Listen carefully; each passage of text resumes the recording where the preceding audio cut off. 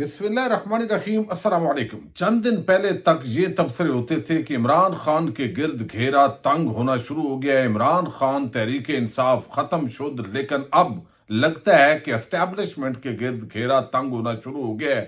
وہ جماعتیں جو پہلے ان کی سپورٹر تھی، پی ڈی ایم پلس ٹولہ، اس کے اندر پیپلز پارٹی، نون لیگ، ایم کیو ایم کو چھوڑ کر باقی جماعتیں اب مسلسل پاکستان کی اسٹیبلشمنٹ کی، پاکستان کے ریاستی معاملات کے اندر مداخلت پر اب طبلِ جنگ بجا رہی ہیں۔ کل ایمل ولی خان نے بڑا سخت بیان دیا اور آج فضل الرحمان نے جس طرح ریڈ لائن کراس کر دی ہے اور آج اسٹیبلشمنٹ پر بڑے تابڑ توڑ حملے کیے ہیں، بلکہ بہت بڑا الزام بھی لگایا ہے، اس کی تفصیل میں آپ کے سامنے رکھوں گا۔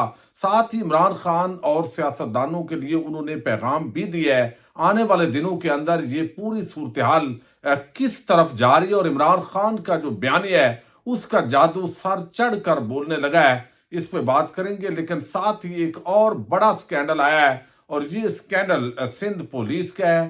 سندھ کے ایک صوبائی وزیر ہیں، ان کی گاڑی کے اندر مبینہ طور پر کچے کے ڈاکوؤں کے لیے اسلحہ سپلائی کیا جا رہا تھا۔ یہ واقعہ کیا ہے، اس کی کچھ تفصیل میں نے آپ کے سامنے رکھنی ہے۔ امید ہے آپ ویڈیو سماعت کریں گے اور اپنے قیمتی فیڈ بیک سے ضرور آگاہ کریں گے۔ کل ضمنی انتخابات ہیں اور آپ کو علم ہے کہ جس طریقے سے تیاریاں جاری ہیں، ایک طرف رینجرز، پولیس، پاک فوج وہ اپنی ڈیوٹی سر انجام دیں گی، انٹرنیٹ سروس بند ہے، صحافیوں کو رسائی نہیں دی جا رہی، اور اب اس کے اندر جو ہے وہ کس طرح تحریک انصاف اپنی نشستیں بچانے میں کامیاب ہوتی ہے، یہ ایک بہت بڑا امتحان ہوگا، اور خدا نخواستہ جو ہے وہ یہ الیکشنز پرامن نہ رہیں، اس حوالے سے بھی بڑے خدشات ہیں۔ اللہ تعالیٰ پاکستان پر رحم کرے۔ لیکن خبر بہت بڑی ہے، اور خبر یہ ہے کہ سندھ پولیس کا ایک بڑا کارنامہ جو ہے وہ سامنے آیا ہے۔ پنجاب پولیس کے تو روز آتے ہیں، آج بھی آیا ہے کہ کس طرح پنجاب پولیس کے نوجوان کا ایک بھائی وہ آج بکرا چوری کر رہا تھا اور وہ پکڑا گیا۔ لیکن جو اصل خبر ہے وہ آپ کو علم ہے کہ سندھ کے اندر پولیس سرپرستی میں اسمگلنگ کی کوشش، یہ خبر ہے۔ سندھ کے سابق وزیر کی گاڑی سے اسلحہ برآمد، قانون کے رکھوالے بھی غیر قانونی کاموں میں ملوث نکلے، پولیس سرپرستی میں اسمگلنگ کی کوشش ناکام بنا دی گئی۔ جیکب آباد پولیس نے سندھ اور بلوچستان کے بارڈر پر جدید اسلحے کی ترسیل ناکام بنائی ہے، اور سندھ کے سابق وزیر کی زیر استعمال ڈبل کیبن گاڑی قبضے میں لے کر بڑی مقدار میں اسلحہ برآمد کر لیا گیا ہے۔ اب یہ کچے اور پکے کے ڈاکوؤں کا بنیادی طور پر کافی عرصے سے اتحاد کی باتیں ہو رہی ہے۔ جیکب آباد کی اسپیشل ٹیم نے خفیہ اطلاع پر سندھ اور بلوچستان کے بارڈر ایریا پر چھاپا مار کر سندھ میں اسلحے کی کوشش کو ناکام بنایا۔ 3 پولیس اہلکاروں اور سندھ کی عام سیاسی رہنما کے قریبی رشتہ داروں سمیت 7 افراد کو گرفتار کر لیا گیا ہے۔ ملزمان کے قبضے سے کلاشنکوف رائفل اور 2350 گولیاں برآمد کی گئی ہیں۔ گرفتار پولیس اہلکاروں اور ملزمان کا تعلق شکارپور سے بتایا گیا ہے۔ ذرائع کے مطابق جیکب آباد پولیس کی جانب سے پکڑی گئی پولیس موبائل کا نمبر SPN 375 ہے، جو کہ سندھ کی عام سیاسی شخصیت کے زیر استعمال ہے۔ اس حوالے سے SSP جیکب آباد سلیم شاہ کا کہنا ہے کہ یہ جدید اسلحہ بلوچستان میں ایک اسلحہ ڈیلر سے خریدا گیا اور یہ سندھ منتقل کیا جا رہا تھا۔ پولیس نے چھاپے کے دوران یہ سارا جو ہے وہ کیا ہے، اور آگے جو ہے انہوں نے بتایا، سلیم شاہ کے مطابق ملزمان سندھ کی عام شخصیت کے رشتہ دار ذاکر بھیو، نبیل بھیو، اختیار علی لاشاری اور توفیق احمد گجر یہ شامل ہیں۔ اس کے علاوہ پولیس اہلکاروں میں موبائل انچارج امتیاز علی بھیو، ثناء اللہ اور بقاء اللہ شامل ہیں۔ پولیس ذرائع بتاتے ہیں کہ جیکب آباد پولیس کو اسلحہ کی برآمدگی کے حوالے سے ہنگامی پریس کانفرنس کرنی تھی، مگر سیاسی مداخلت اور پولیس موبائل کی شناخت ہونے کے بعد پریس کانفرنس ملتوی کر دی گئی ہے۔ اب یہ سارا جو ہے وہ CTD کے 4 اہلکاروں کو گرفتار کیا گیا ہے۔ DIG CTD آصف اعجاز شیخ کے مطابق شہری کو اغوا اور تشدد کیس میں SIU نے CTD گارڈن پر چھاپا مارا۔ چھاپے کے دوران 4 اہلکاروں کو گرفتار کیا گیا، اور اہلکاروں نے شہری جاسم اور اس کے دوستوں کو غیر قانونی طور پر حراست میں لیا گیا تھا۔ یہ ساتھ ہے دوسری خبر۔ اب یہ جو صوبائی وزیر ہیں انہوں نے استعفیٰ دے دیا ہے۔ مراد علی شاہ وزیر اعلیٰ جو سندھ ہیں ان کو پیش کیا، اور انہوں نے کہا میرا اور میرے خاندان کا اس سے کوئی تعلق نہیں ہے۔ گاڑی کے اوپر اگر میرے سٹیکر لگا تو اس کا مطلب یہ نہیں ہے کہ یہ گاڑی میری ہے، میں ریزائن کرتا ہوں، اپنے آپ کو کلیئر کروں گا۔ پولیس اسکارڈ مجھے 3 روز قبل رتو ڈیرو چھوڑ کر واپس چلی گئی تھی۔ پولیس اور سیاسی مخالفین کے خلاف جھوٹا پراپیگنڈا کر رہے ہیں، اور اپوزیشن جماعتیں وہ یہ الزام لگا رہی ہیں کہ یہ کچے کے ڈاکوؤں کو اسلحہ منتقل کیا جا رہا ہے، اور ڈاکوؤں کا اسلحہ صوبائی مشیر بابل خان بھائیوں کے بیٹے کے ساتھ پکڑا گیا ہے، اور ڈاکوؤں اور قاتلوں کو سندھ کابینہ میں بیٹھے عناصر پولیس پروٹوکول دے رہی ہے۔ اچھا، یہ ایک بہرحال انہوں نے انکار کیا، استعفیٰ بھی دے دیا ہے، تو یہ استعفیٰ بھی آ گیا ہے۔ دیکھتے ہیں اس کی جو انویسٹیگیشن ہے اس کے اندر فردر کیا نکلتا ہے۔ لیکن اب آپ دیکھیے کہ ایک طرف جو ہے وہ عمران خان جو ہے ان سے پریشر اس وقت ہٹ چکا ہے، یعنی کیسز کے اندر وہ اخلاقی اور قانونی طور پر کیسز اڑ گئے ہیں۔ یہ ثابت ہو گیا ہے پبلکلی عوام کے اندر کہ یہ بوگس مقدمات ہیں جو صرف انتقامی کارروائی کے لیے بنائے گئے ہیں۔ یہ بیانیہ اب بڑا مقبول ہے، لوگوں نے اس کو قبول کر لیا ہے۔ اسی طریقے سے جو تحریک انصاف کے کارکنان اور 9 مئی کا جو واقعہ ہے اس کے اندر CCTV کیمروں کا غائب ہونا، اور پھر سول کپڑوں کے اندر سرکاری گاڑیوں سے کچھ لوگوں کا نکل کے نقاب پوشوں کا گاڑیاں توڑنا، اور CCTV کیمرے غائب ہونا، یہ بہت سارے جوڈیشل کمیشن کا نام بننا، یہ ساری چیزیں اب اس کے اندر بھی وزن نہیں رہا۔ اچھا، اس کے ساتھ ہی جو آپ نے دیکھا کہ 6 ججز کا جو خط آ گیا، پھر الیکشن تحریک انصاف بھاری اکثریت سے جیت گئی۔ پھر اس کے بعد جو ہے وہ ہم نے دیکھا کہ 4 اب اہلکار جو ہے جو خفیہ ایجنسی کے، ان پر بڑا الزام آیا اور احتجاج ہوا باجوڑ کے اندر کل۔ یہ ایک بڑا انوکھا واقعہ ہے کہ لوگ اب اٹھ رہے ہیں، اداروں کے اندر سے اب جو خوف کے بت ہیں وہ ٹوٹ رہے ہیں، ججز بول رہے ہیں، پھر سیاسی جو قائدین ہیں وہ بولنا شروع ہو گئے ہیں۔ نواز شریف اس حکومت کی اونرشپ لینے کے لیے تیار نہیں ہے، وہ خاموش ہیں، وہ گلے شکوے وہ بھی اسٹیبلشمنٹ سے کر رہے ہیں۔ عمران خان کے اڈیالہ جیل سے جو بیانات ہیں وہ براہ راست آرمی چیف جو ہے ان کو مورد الزام ٹھہرا رہے ہیں۔ اب ایمل ولی خان نے کل ایک بڑا جو ہے وہ، میں سمجھتا ہوں وہ الفاظ بھی نہیں بولے جا سکتے جو انہوں نے جو ہے وہ فوجی اسٹیبلشمنٹ کے حوالے سے انہوں نے بولے ہیں، اور آج جو کچھ فضل الرحمان نے کہا ہے عمران خان کے، انہوں نے بیانیے کی تائید کر دی ہے۔ عمران خان سے وہ فاصلہ بھی رکھیں گے۔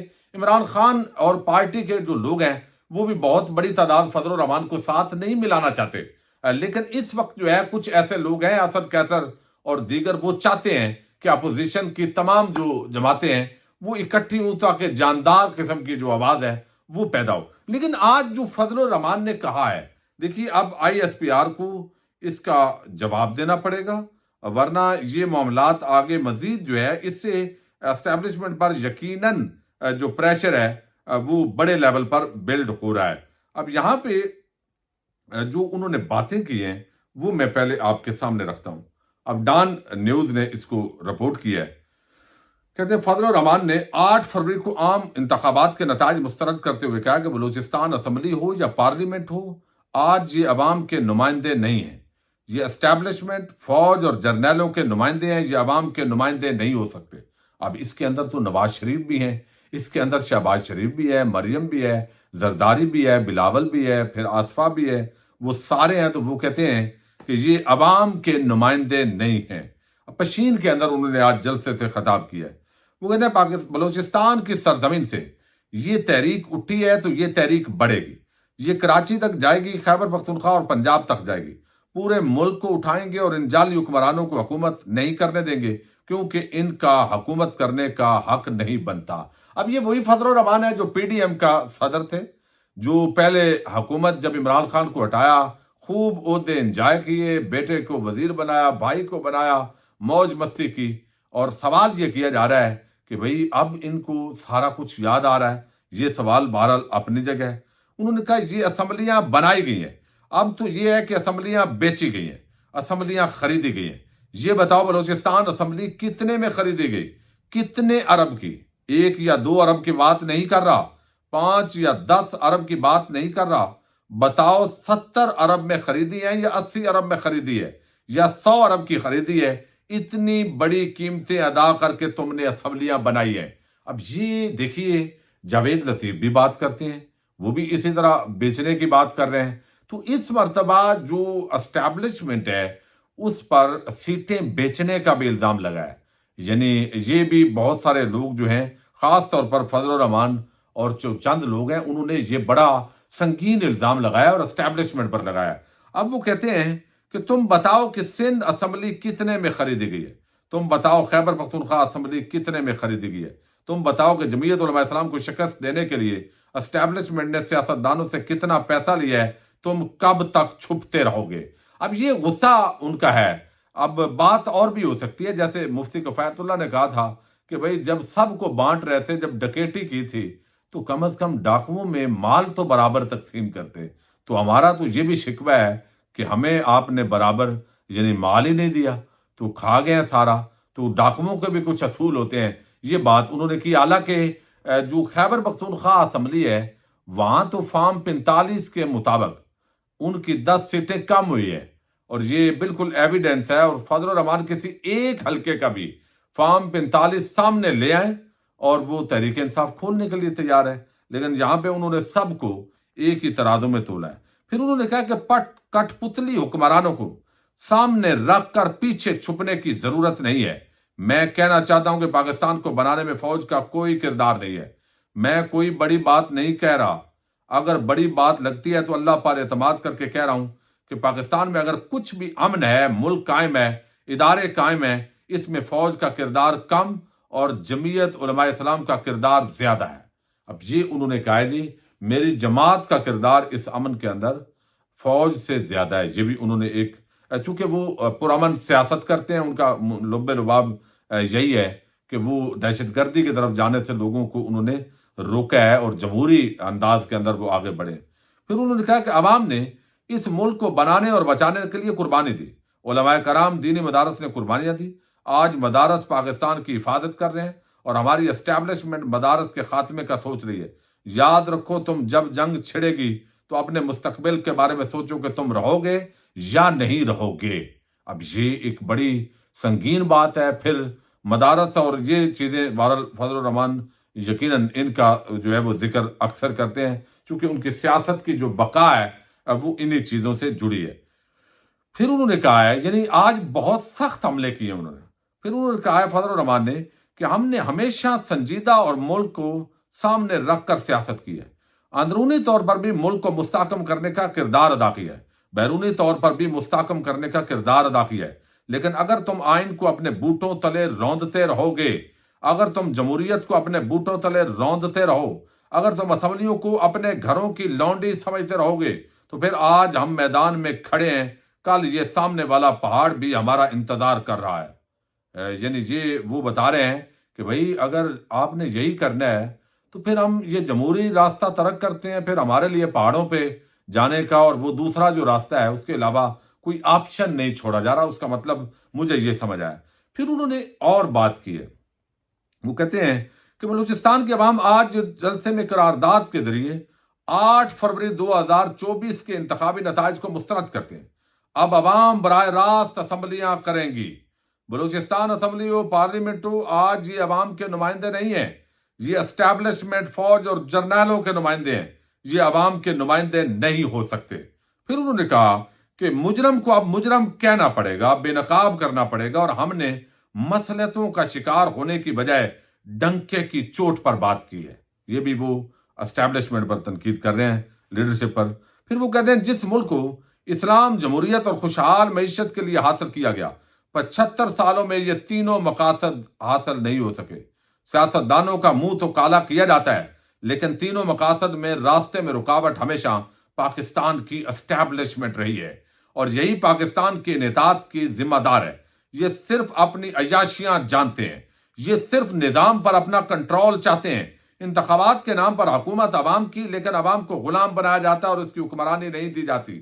پھر وہ کہتے ہیں کہ امن و امان کے حوالے سے دہشت گردی کے خلاف جنگ میں کسی کو پکڑ کر کہتے ہیں کہ یہ دہشت گردوں کو پناہ دیتا ہے، اس کو کھانا کھلایا ہے، لیکن اگر ایک غریب آدمی کے گھر میں مسلح لوگ چلے جائیں تو وہ کھانا نہیں کھلائے گا تو کیا کرے گا؟ یہ بات بھی عام ہے۔ پھر انہوں نے کہا کہ آپ بتائیں کیا میری ریاست، میرے ملک کا حکمران، کیا میرے ادارے پاکستان کے ترقیاتی منصوبوں میں جو فنڈز منظور کرتے ہیں، جو ٹینڈر کرتے ہیں، اس میں 5 سے 10% کا حصہ ان مسلح گروپوں کا نہیں ہوتا؟ तुम अपने बजट में इनको 10% हिस्सा देते रहो, तो क्या तुम मुजरम नहीं हो? अगर हमारे किसी कारकुन ने चाय पिला दी तो वो मुजरम और उसे जेलों में ले जाते हो? ये बात वो उन्होंने की है। किसी कारकुन पर इल्जाम लगा होगा। फिर वो कहते हैं तुम पहले अपने आप को ठीक करो, तुम पाल रहे हो दहशतगर्दों और मसल्ला ग्रुपों को, तुम ही इनको हरकत में लाते हो, बगैर इनके साथ लड़ाई, लेकिन अंदर से आप इन्हीं को हमारे खिलाफ इस्तेमाल कर रहे हो। ये सियासत अब नहीं चलेगी। ये बात फजलुर रहमान ने की। और फिर उन्होंने ये भी कहा है कि सियासतदान आपस में लड़ते हैं और इन लड़ाइयों का जो फायदा है वो एस्टेब्लिशमेंट उठाती है। तो उन्होंने ये पैगाम दिया है कि सियासतदानों को इस नुक्ते पर जो है वो इकट्ठा होना पड़ेगा। ये बड़ा मामला अजीब है और आने वाले दिनों के अंदर तो इसके अंदर मुझे बड़ी संगीनी नजर आ रही है। और इमरान खान, फजलुर रहमान और बहुत सारी शख्सियात इस एक नुक्ते पर आने वाले चंद महीनों में कम इकट्ठी नजर आ रही है। पाकिस्तान जिंदाबाद, पाक फौज पाइंदाबाद।